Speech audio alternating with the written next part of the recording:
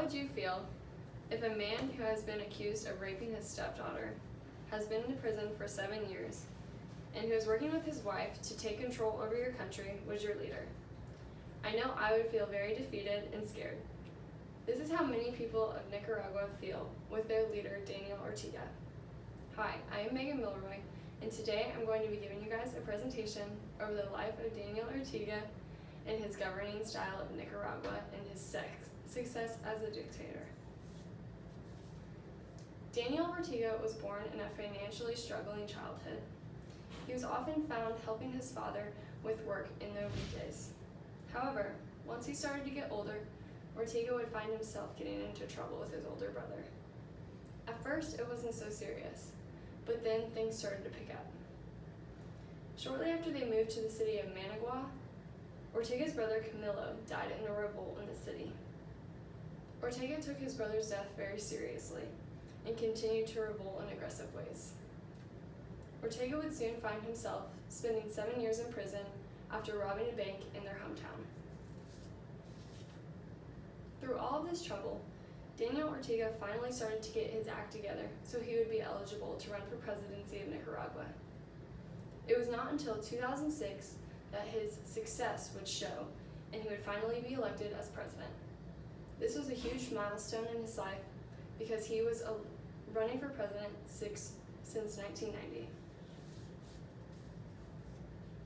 Daniel Ortega had much help with his campaign and propaganda tactics, especially from his wife and running mate, Rosario Murillo.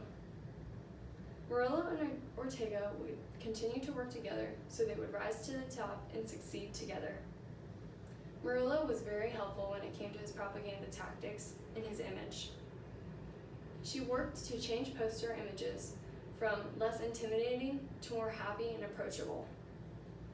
One of the posters, she removed the red and black Sandinista flags, which represented a socialist party in Nicaragua, and she changed them to pink posters that were more approachable.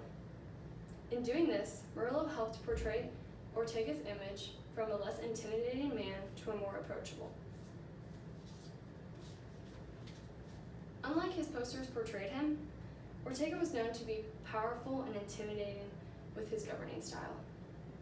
In an article written by Manuel Ozuerco, it states that Ortega plans to continue using military and police force against his people. In doing this, it creates fear in his people and keeps them from revolting and acting out against him, his ideas, and his governing. Though he uses force and coercion, Daniel Ortega is still considered to be a successful leader as he follows the rules outlined in the Dictator's Handbook. Within these rules, he strongly follows a few harder than he follows others. One major rule that he follows is that he keeps his winning coalition as small as possible, this being his wife, Rosario Murillo. With Murillo being his wife, his running mate, and in control of his organization, his offices, his administration, and the media, it is easy for them to work together and succeed as one. Keeping his winning coalition as small as possible allows him to trust just a small amount of people and is least likely to be let down. This shows that Ortega successfully follows the outline ruled in the Dictator's Handbook of keeping your winning coalition as small as possible.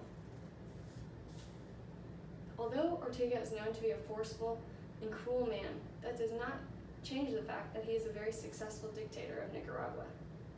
Through a struggling childhood, partnering with his wife politically, and successfully following the rules outlined in the Dictator's Handbook, Ortega is considered to be a successful dictator over the people of Nicaragua. Any questions? Thank you.